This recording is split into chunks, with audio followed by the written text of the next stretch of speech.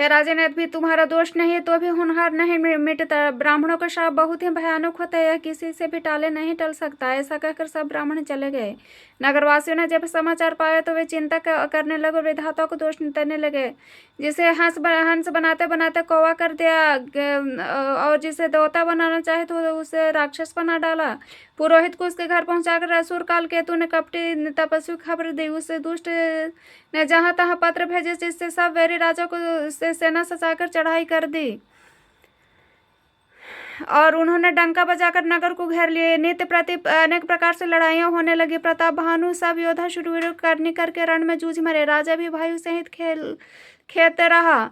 सत्यकेतु के कुल में कोई न बच सका। ब्राह्मणों का शाप झूठा कैसे हो सकता है? शत्रु को जीत कर नगर को फिर से बसाकर सब राजा विजय और यश पाकर अपने नगर को लौट चले।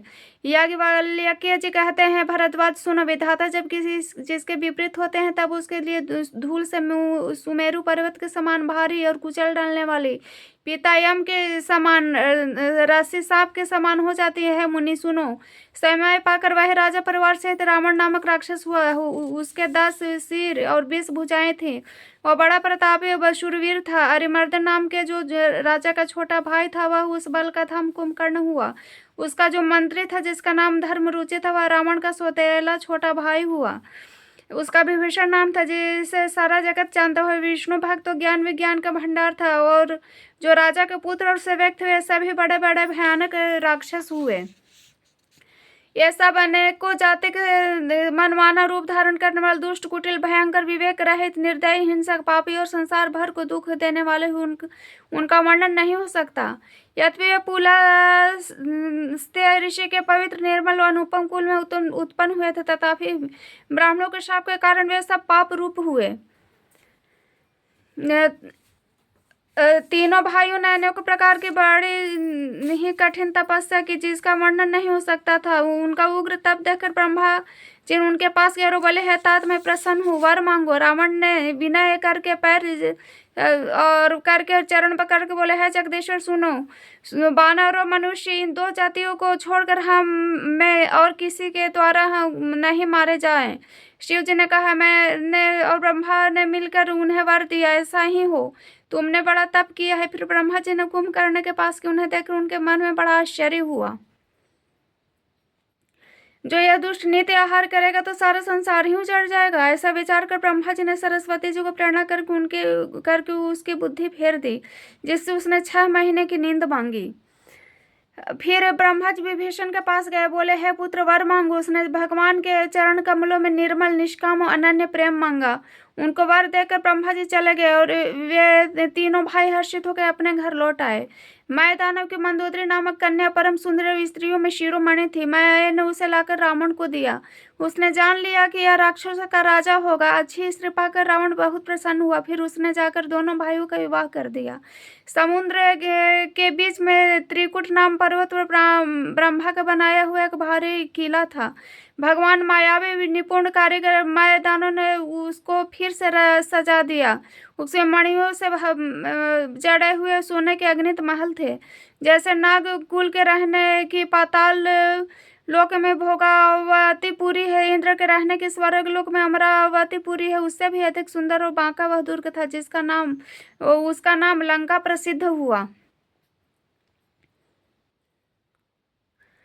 उसने चारों ओर से समुद्र की अत्यंत गहरी खाई घेरे हुए सुदूर की मणियों से जड़ा हुआ सोने का मजबूत परकोटा है, जिसकी कारीगरी का वर्णन नहीं किया जा सकता। भगवान की प्रेरणा से जिस कल्प में जो राक्षसों का राजा होता, वही शूर, प्रतापी, अतुलित, बलवान अपनी सेना सहित उस पुरी में बसता है। पहले वहां बड़े बड़े योद्धा राक्षस रहा करते थे। देवताओं ने उन सबको युद्ध में मार डाला। अब इंद्र की प्रेरणा से वहां कुबेर के 1 करोड़ रक्षक यक्ष लोग रहते हैं। रावण को कहीं ऐसी खबर मिली, तब तब उसने सेना सजाकर किलों को घेर लिया। उस बड़े विकट योद्धा और उसकी बड़ी सेना को देखकर राक्षस अपने प्राण लेकर भागे। तब रावण ने घूम फिर कर सारा नगर देखा। उसको स्थान संबंधी चिंता मिट गई। उसने बहुत ही सुख हुआ। उस पुरी को स्वाभाविक सुंदर और बाहर वालों के लिए दुर्गम अनुमान करके रावण ने वहां अपनी राजधानी कायम की। योग्यता के अनुसार घरों को बांट कर रावण ने सब राक्षसों को सुखी। एक बार वह कुबेर पर चढ़ दौड़ा, उसे पुष्प पक विमान को जीत ले आया। फिर उसने जाकर एक बार खिलवाड़ में है कैलाश पर्वत को उठा लिया और मानो अपनी भुजाओं के बल तोल कर बहुत सुख पाकर वहां से चला आया। सुख, संपत्ति, पुत्र, सेना, सहायक, जय, प्रताप, बल, बुद्धि और बड़ाई सब उसके नित नए वैसे ही बढ़ते जाते थे जैसे प्रत्येक लाभ पर लोभ बढ़ता है। अत्यंत बलवान कुंभकर्ण सा उसका भाई था, जिसके जोड़ का योद्धा जगत में पैदा ही नहीं हुआ। वह मदिरा पीकर 6 महीने सोया करता था। उसके जागते ही तीनों लोगों में तहलका मच जाया करता था। यदि वह प्रतिदिन भोजन करता तो संपूर्ण विश्व शीघ्र ही चौपट हो जाता। रणधीर ऐसा था कि जिसका वर्णन नहीं हो सकता। लंका में उसके ऐसे असंख्य बलवान वीर थे। मेघनाथ रावण का बड़ा लड़का था, जिसका जगत में योद्धाओं में पहला नंबर था। रण में कोई भी उसका सामना नहीं कर सकता था। स्वर्ग में तो उसके भय से नित्य भगदड़ मची रहती थी। इनके अतिरिक्त दुर्मुख, कंपन, वज्रदंत, धूमकेतु, अतिकाय आदि ऐसे अनेक योद्धा थे जो अकेले ही सारे जगत को जीत सकते थे। सभी राक्षस मनमाना रूप बना सकते थे। आसुरी माया जानते थे। उनके दया धर्म स्वप्न में भी नहीं था। एक बार सभा में बैठे रावण ने अपने अगणित परिवार को देखा। पुत्र, पौत्र, कुटुंबी, सेवक ढेर के ढेर थे। सारे राक्षसों की जातियों को गिन ही कौन सकता था। अपने सेना को देखकर स्वभाव से ही अभिमानी रावण क्रोध और गर्व से सनी हुई वाणी से बोला, है समस्त राक्षसों दलों, सुनो। देवतागण हमारे शत्रु हैं। वे सामने आकर युद्ध नहीं करते, बलवान शत्रु को देखकर भाग जाते हैं।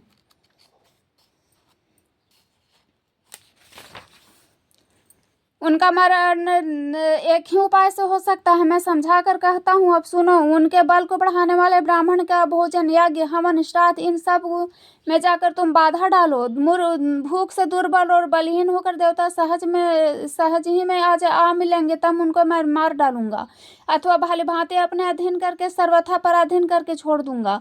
फिर उसने मेघनाथ को बुलाया, सिखा पढ़ाकर उसके बल और देवताओं के प्रति बैर भाव को उत्तेजना दी और कहा, हे पुत्र, जो देवता रण में धीर बलवान है, उन्हें लड़ने का अभिमान है, उन्हें जीत कर बांध लाना। बेटे ने उठकर पिता के आगे को शिरोधार्य किया। इसी तरह सबको आगे दे आप भी हाथ में गदा लेकर चल दिया। रावण के चलने से पृथ्वी टगमगाने लगी। उसकी गर्जना से देवर रमणियों के गर्भ गिरने लगे। रावण को क्रोध संहिताते हुए सुनकर देवताओं ने सुमेरु पर्वत की गुफाएं तक की। देखपालों के सारे सुंदर लोग को रावण ने सुना पाया। बार बार भारी सिंह गर्जना करके देवताओं को ललकार कर गालियां देता था। रण में मत वाला होकर अपनी जोड़ी का योद्धा खोजता हुआ जगत भर में दौड़ता फिरा, परंतु उसे ऐसा योद्धा कहीं नहीं मिला। सूर्य, चंद्रमा, वायु, वरुण, कुबेर, अग्नि, काल और यम आदि सब अधिकारी, किन्नर, सिद्ध, मनुष्य, देवता और नाग सब के पीछे वाहट पूर्वक पड़ गया। किसी को भी उसने शांति पूर्वक नहीं बैठने दिया। ब्रह्मा जी की सृष्टि में जहां तहां शरीरधारी स्त्री पुरुष थे, ये सभी रावण के अधीन हो गए। डर के मारे सब उसके आगे का पालन करते थे। ते आकर नम्रता पूर्वक उसके चरणों में सिर नवाते थे। उसने भुजाओं के बल से सारे विश्व को वश में कर लिया, किसी को स्वतंत्र नहीं रहने दिया। इस प्रकार मंडलिक राजाओं का शिरोमणि सार्वभौम सम्राट रावण अपने इच्छानुसार राज्य करने लगा। देवता, यक्ष, राक्षस, गंधर्व, मनुष्य, किन्नर, नागों की कन्याओं तथा बहुत से अन्य सुंदरी और उत्तम स्त्रियों को उसने अपने भुजाओं के बल से जीत कर ब्याह लिया। मेघनाथ से उसने जो कुछ कहा उसे उसने मेघनाथ को पहले से ही कर रखा था, अर्थात रावण के कहने भर की देर थी। उसे आज्ञा पालक ने तनिक भी देर न की। जिसको रावण ने मेघनाथ पहले ही आगे दे रखी थी, उन्होंने करतूते ही उसने सुना। सब राक्षसों के समूह देखने में बड़े भयानक, पापी, देवताओं को दुख देने वाले थे। वे असुर समूह उपद्रव करते, माया से अनेकों प्रकार के रूप धरते थे। जिस प्रकार धर्म की जड़ कटे वे सभी वही सब वेद विरुद्ध काम करते थे। जिस समय स्थान में वे गौ ब्राह्मण को पाते थे उसी नगर गांव पूर्व में आग लगा देते थे।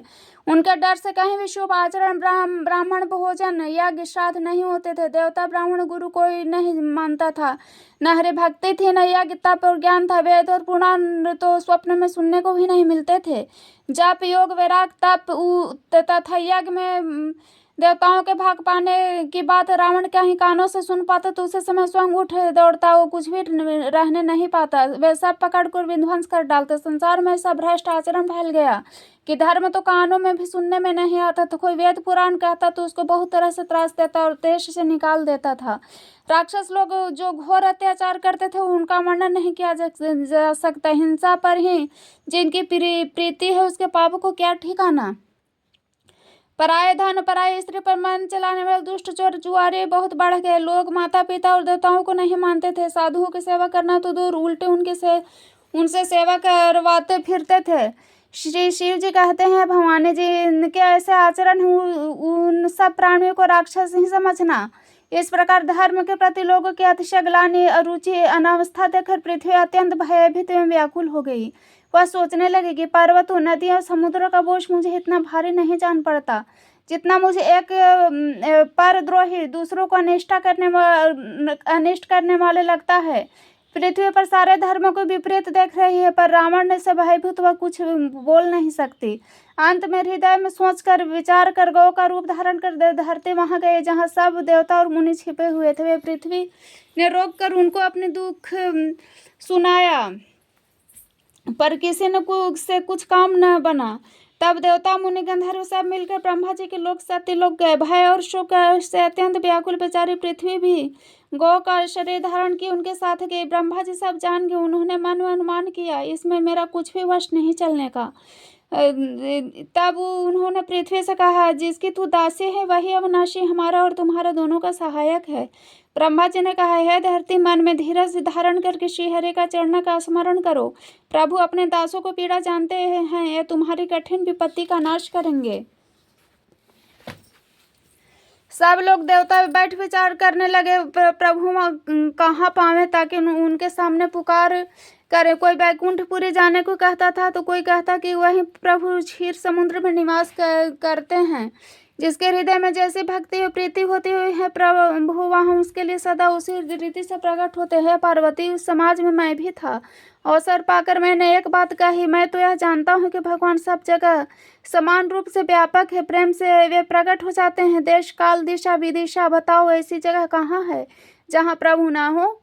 वे चराचर में व्याप्त होते हुए भी ही सबसे रहित हैं, विरक्त हैं, उनकी कहीं आसक्ति नहीं है। प्रेम से प्रकट होते हैं जैसे अग्नि अभिव्यक्त रूप से सर्वस्त्र व्याप्त है परंतु जहाँ उनके लिए निमंथ नादि साधन किए जाते हैं वहाँ प्रकट होती है। इसी प्रकार सर्वस्त्र व्याप्त भगवान भी प्रेम से प्रकट होते हैं। मेरी बात सबको प्रिय लगी। ब्रह्मा जी ने साधु साधु कहकर बड़ाई की।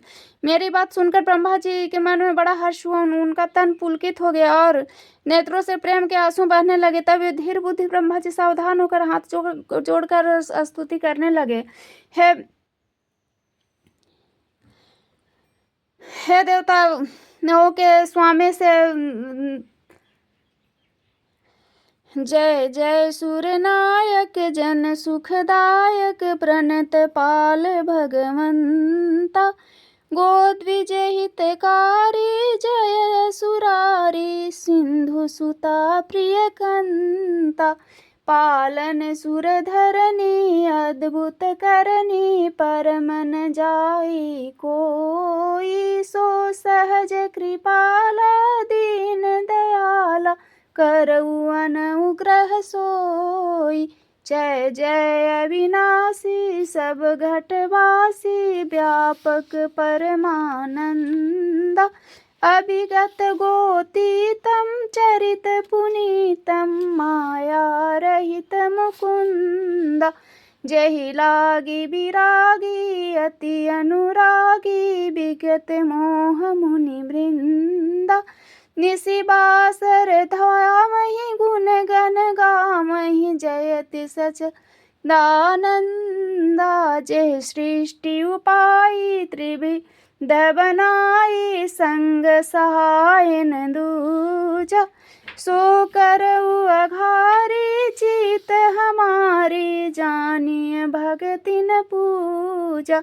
जो भव भय भंजन मुनि मन रंजन, गंजन विपति बरु था, मन बच क्रम बानी छाड़ी सयानी, शरण सकल सुरजू था। शारद श्रुति से सरस्वती वेद श्रेष्ठ और संपूर्ण ऋषि जो भी उनको जिनको नहीं जानते, जिन्हें दिन प्रिय हैं, ऐसे वेद पुकार कर कहते हैं, हे श्री भगवान हम पर दया करें। यह संसार रूपी समुद्र के मथने के लिए मंदराचल रूप सब प्रकार से सुंदर गुणों के धाम और सुखों की राशि नाथ, आपके चरण कमलों में मुनि सिद्ध और सारे देवता भय से अत्यंत व्याकुल होकर नमस्कार करते हैं।